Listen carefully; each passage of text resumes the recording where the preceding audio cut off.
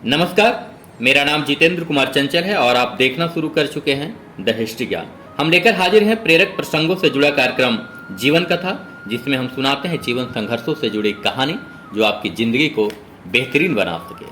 आइए कहानी पर चलते हैं। आलोक अपने दफ्तर से आकर अपनी कार पार्किंग ही कर रहे थे कि तभी उनका गेटमैन दौड़ते हुए आया। आलोक अपनी कार का दरवाजा खोलकर जैसे ही बाहर निकले, गार्ड ने उन्हें एक लिफाफा पकड़ाते हुए कहा, सर, एक औरत कब से इस पते का इंतजार कर रही है। आलोक ने लिफाफे को खोला और पूरी चिट्ठी पढ़ डाली। हालांकि नाम और पता तो उन्हीं का था, परंतु जब आलोक ने नजरें घुमाई तो वे उस गरीब और कमजोर महिला को पहचान नहीं पाए। हालांकि उन्होंने अपने दिमाग पर काफी जोर डाला, परंतु उस महिला का चेहरा उनके दिमाग की मेमोरी से मैच नहीं कर पाया। उस महिला के साथ एक बीमार लड़का भी था। उसे देखकर आलोक को दया आ गई। उस महिला की ललाट की सिलवटें बता रही थी कि वह काफी देर से इस पते को ढूंढ रही होगी।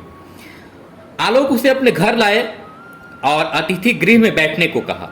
आलोक ने अपने गार्ड को पुकारा, शक्ति, जरा पानी लाना। गार्ड ने तुरंत पानी लाकर रख दिया। आलोक ने उस महिला की ओर मुखातिब होते हुए बोले, आप पानी पीजिए और थोड़ी देर आराम कीजिए। महिला ने पानी पीकर थोड़ी राहत महसूस की। इस पते तक पहुंचने में उसे काफी परेशानियों का जो सामना करना पड़ा था। आलोक ने पूछा, बताइए आपको किससे मिलना है। महिला ने थोड़ी उत्सुकता भरे हुए सहज लहजे में कहा, बाबू, मुझे तुम्हारे बाबा दीनानाथ जी ने भेजा है। मेरे इस बच्चे की तबीयत बहुत खराब है। गांव में काफी इलाज कराया परंतु ठीक नहीं हुआ। मर्ज और बढ़ता ही जा रहा था। इसीलिए उसने यह चिट्ठी के साथ उन्होंने आपके पास भेजा ताकि शहर के सरकारी अस्पताल में भर्ती करवा दें। मेरा इकलौता संतान है बाबू, आप इसकी भर्ती सरकारी अस्पताल में करा दें ताकि इसकी जान बच जाए। आपके दादाजी बहुत ही दयालु व्यक्ति हैं। इतना कहते कहते उस महिला की आंखें भर आई और गला रुंध गया। आलोक ने उस महिला को अपने एक रूम में ठहरने का इशारा कर वे अंदर चले गए। उन्होंने अपनी पत्नी से भोजन का इंतजाम करने को कहा। अगले दिन आलोक ने शहर के अच्छे डॉक्टर, जो उनके फैमिली डॉक्टर भी थे, को बुलाकर लड़के को दिखाया। सारे टेस्ट कराने के बाद डॉक्टर ने 15 दिन की दवा दी। हालांकि वह महिला बार बार कहती रही कि बाबू, इसे सरकारी अस्पताल में भर्ती करा दें, लेकिन इस बात का प्रभाव आलोक पर कुछ भी नहीं पड़ा। लगभग 10 दिन में ही लड़का पूरी तरह ठीक हो गया। आलोक ने पुनः डॉक्टर को बुलाकर सारे चेकअप कराया और सारे टेस्ट नॉर्मल होने की बात उस महिला को बताई। बच्चे के ठीक होने के बाद वह महिला अपने गांव जाने लगी तो उसने तमाम दुआएं दी, बहुत आभार व्यक्त किया। जब महिला जाने को तैयार हुई तब उसने आलोक के सामने दुआओं से भरे हाथ जोड़े। लड़के ने भी आलोक के पांव छुए। बदले में आलोक ने कुछ पैसा और एक चिट्ठी बंद लिफाफे में देकर विदा किया और उन्होंने कहा कि जब आप गांव जाएं तो यह चिट्ठी मेरे पिताजी को दे दीजिएगा।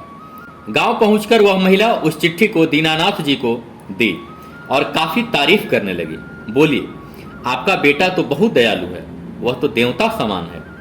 उन्होंने न सिर्फ हमारा अच्छे से ध्यान रखा बल्कि मेरे बेटे को अच्छे से इलाज भी कराया। दीनानाथ जी उस बंद लिफाफे की चिट्ठी खोली और पढ़कर आश्चर्यचकित रह गए। उसमें लिखा था, अब आपका बेटा इस पते पर नहीं रहता।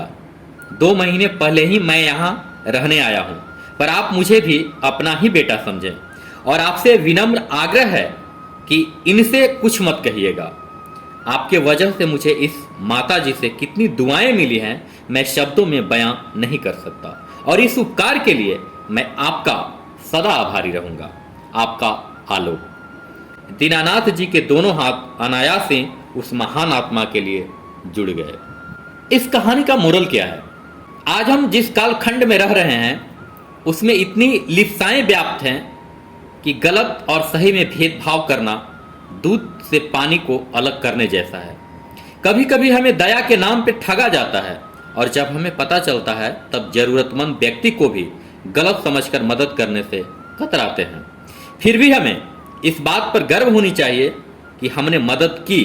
बस मदद मांगने वाले सारे के सारे जान पहचान के नहीं होते, लेकिन हमें चाहिए कि चाहे कोई भी हो, और उसकी मजबूरी है तो हमें जितना हो सके सहयोग करें बिना कोई भेदभाव किए हुए। आज की कहानी में इतना ही। आपको यह कहानी कैसी लगी हमें कमेंट के जरिए जरूर बताएं। साथ ही आप चैनल को सब्सक्राइब कर लाइक कर हमारा हौसला जरूर बढ़ाएं ताकि हम आप तक अच्छी और प्रेरक कहानियां पहुंचाते रहें। आप मुझे YouTube पर सुन रहे हैं तो चैनल को सब्सक्राइब कर घंटी का बटन अवश्य दबा दें। फेसबुक या इंस्टाग्राम पर सुन रहे हैं तो लाइक और फॉलो जरूर कर लें। नमस्कार।